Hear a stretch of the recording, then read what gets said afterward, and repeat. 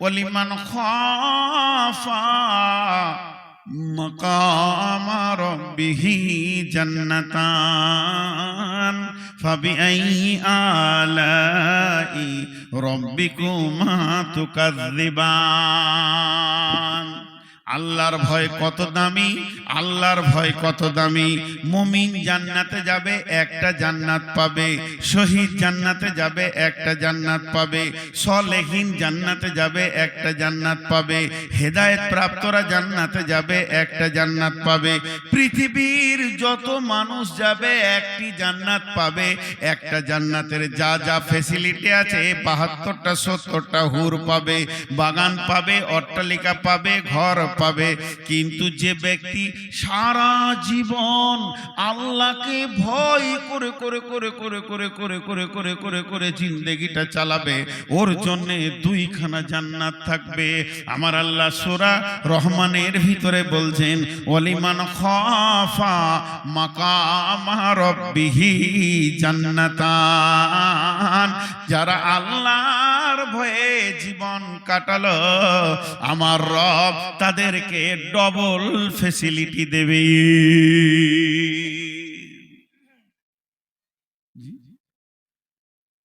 আল্লাহ কত সুন্দর তাকওয়ালাদের কথা বলছেন।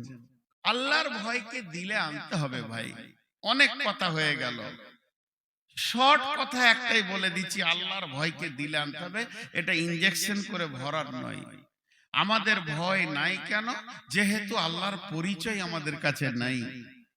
তিনি কি করতে পারেন, তিনার ক্ষমতাটা কি, এই পরিচয়টা না থাকার কারণে আমাদের ভিতর থেকে আল্লাহর ভয় বিলুপ্ত হয়ে গেছে, বিলুপ্ত হয়ে গেছে। হাজি ভাই, আজকে যদি বলি সারা রাত খালি একটা কথা বলি, নামাজ পড়ো, নামাজ পড়ো, নামাজ পড়ো, নামাজ পড়ো, নামাজ পড়ো, নামাজ পড়ো, নামাজ পড়ো, নামাজ পড়ো, রোজা রাখো, হজ করো, যাকাত দাও, বলতে বলতে বলতে বলতে ফজর হয়ে গেল, ফজরে আজান হয়ে গেল। সলিমউদ্দিন, কলিমউদ্দিন, ফসিউদ্দিন, জসিমউদ্দিন যেগুলো সন্ধ্যায় এসা পড়েছিলাম, তারাই গিয়ে নামাজের কাতারে দাঁড়াবে, বাকিগুলো ধুলো ঝেড়ে বাড়ি চলে যাবে। তাহলে তারা ঘরে গেল না কেন? মসজিদে গেল না কেন? নামাজ পড়ল না কেন? কেন? তারা সারা রাত জলসা শুনেছে, তারপরও তারা মসজিদে গেল না। তার একটাই কারণ, তাদের দিলে আল্লাহর ভয় নাই। ভয় থাকলে রাত 12টায় গিয়ে আপনার কাছে হাজির হবে যে আমাকে কি করে বাঁচবো, এই ব্যবস্থাটা করে দেন।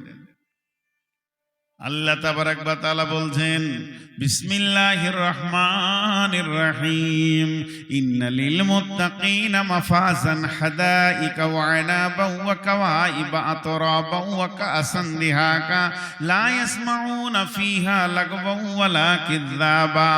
যারা মুত্তাকি হবে, যারা আল্লাহর ভয়ে নিজের জীবনটাকে চালাবে, খালি সব সময় ভীত সন্ত্রস্ত, আল্লাহর ভয়, দিল যেন থরথর থরথর করে কাঁপছে, এই রকম ব্যক্তিরা কিয়ামতের মাঠে সফল কাম হবে রে।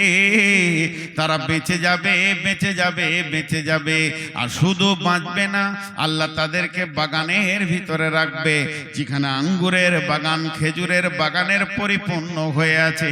শুধু এই পর্যন্ত নয়, সমবয়স্কা তাদের জন্য উদীয়মান নব যুবতী রেডি থাকবে। আর সেই জান্নাতে তারা তাদেরকে ওয়েলকাম দেবে, তাদেরকে স্বাগতম জানাবে, খোশামদিদ জানাবে।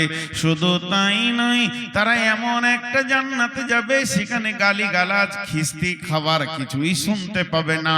শুধু তারা সেখানে মিথ্যা কথাও শুনতে পাবে না, এবং সেখানে শান্তির জগতে বাস করবে। শুধু একটাই আমল, আল্লাহর ভয়।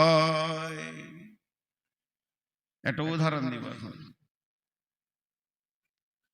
এখন একটা উদাহরণ দিব, মন দিয়ে শুনেন। ভয় দুই রকম, খৌফ মানে ভয়, খাসিয়া মানেও ভয়। দুটি ভয়। যতগুলি লোক বসে আছেন একটু আওয়াজ দেন। মানুষ আব্বাকে দেখে ভয় খায় কি খায় না? খায়। আব্বাকে দেখলেই ভয় লাগে। তাও তো আপনাদের আব্বারা ভালো, আমার আব্বা ছিল টাইগার। বিয়ে হওয়ার পর মার খেয়েছি বাপের। এত প্রশাসন মজবুত ছিল, বিয়ে হওয়ার পর আমার বউ দাঁড়িয়ে আছে আর আমার বাপ আমাকে মারছে, কিচ্ছু বলার নাই, বলি উনি আল্লাহ রহমতে। তবে দোয়া কাজ হতো খুব আমার আব্বার। তো এটা একটা ভয়, বাপকে দেখে ভয় লাগে। আর একটা ভয় বাঘকে দেখে লাগে। বাঘ, রয়্যাল বেঙ্গল টাইগার, বাপকে দেখেও ভয়, বাঘকে দেখেও ভয়। একটু মন দেন, এই জায়গাটা বুঝতে পারবেন খুব সহজে। বাঘকে দেখে যদি ভয় লাগে, বাঁচার রাস্তা কি? পালা। বাঘ আছে ভুট্টার ভুঁয়ে, তুমি এই এলাকা ছেড়ে পালাও, যত দূর পারবে তুমি বাঘের কাছ থেকে সরে চলে যাও, তুমি বেঁচে যাবে। বাঁচার রাস্তা বলে দিলাম। আর যখন আব্বা দেখে ভয় লাগবে, তো বাঘের মতো পালায়ও না, দৌড়ে কাছে এসে আব্বা বলে গলাটা জড়িয়ে ধরে নাও, লাভ হবে। বাদাম পাবে জালসার দিন, কেক পাবে, মিষ্টি পাবে, রসগোল্লা পাবে। আব্বাকে জড়িয়ে ধরলে ভয় কাটবে এবং মাল পাওয়া যাবে। আর বাঘকে ভয় লাগলে ময়দান ছেড়ে পালাও। ওটা যদি চেঞ্জ করে দেন, যখন বাপকে ভয় লাগবে পালাও, আর যখন বাঘকে ভয় লাগবে গলাটা জড়িয়ে ধরো, তো জান চলে যাবে। কথাটা বুঝেছেন? কথা বুঝেছেন কি না? আরে এতগুলো লোক হ্যাঁ না বলে না, একটু সাউন্ড দেন ভাই। মরা সরা হয়ে বসে থাকলে হবে? জি। তো দুটি জিনিস, একটাকে দেখে পালাও আর একটাকে দেখে গলায় জড়িয়ে ধরো, তেমনি ভয় দুটি। জাহান্নামের ভয়, একটা হলো জাহান্নামের ভয় আর একটা হলো আল্লাহর ভয়। বাঘ আছে কোথা ভুট্টার ভুঁয়ে, ওই ভুট্টার জমি ছেড়ে দিয়ে তুমি দৌড়তে দৌড়তে দৌড়তে দৌড়তে অন্য একটা জায়গায় চলে যাও, তাহলে বাঘ তোমাকে ধরবে না, খাবে না, ফারবে না। আর যখন তোমাকে আব্বাকে ভয় লাগবে, আব্বা বলে মহব্বতের সঙ্গে গলাটা জড়িয়ে ধরো। আরো যদি কাছে হতে মন যায়, তা আব্বার কপালে চুমা দিয়ে দাও, সঙ্গে সঙ্গে তোমার ভালো ভালো খাবার বরাদ্দ হয়ে যাবে। একটা হলো আল্লাহকে ভয় আর একটা হলো জাহান্নামকে ভয়। জাহান্নাম আছে কোথা? ও একটা জমিনের ভিতরে লুকিয়ে আছে। সেই জমিটার ভুট্টা ভুঁই লয়, সেটা সরষের ভুঁই লয়, গমের ভুঁই লয়। ওই জমিটা হলো গুনহার জমি। গুনহার জমিতে বাঘ লুকিয়ে আছে, জাহান্নাম লুকিয়ে আছে। যখনই জাহান্নাম মনে পড়বে, তুমি গুনহা ছেড়ে দিয়ে নেকির গা দিয়ে দৌড়তে শুরু করে দাও। এত জোর দৌড়বে যেন গুনহা তোমার পিছা খুঁজে আর না পায়। তুমি নেকির জগতে গিয়ে ঢুকে যাবে, জাহান্নাম তোমাকে আর খুঁজে পাবে না, ভয় কেটে যাবে। আর যখন আল্লাহকে ভয় লাগবে, তখন গভীর রাত্রিতে উঠে সাজদায় পড়ে পড়ে চোখের পানি ফেলবে।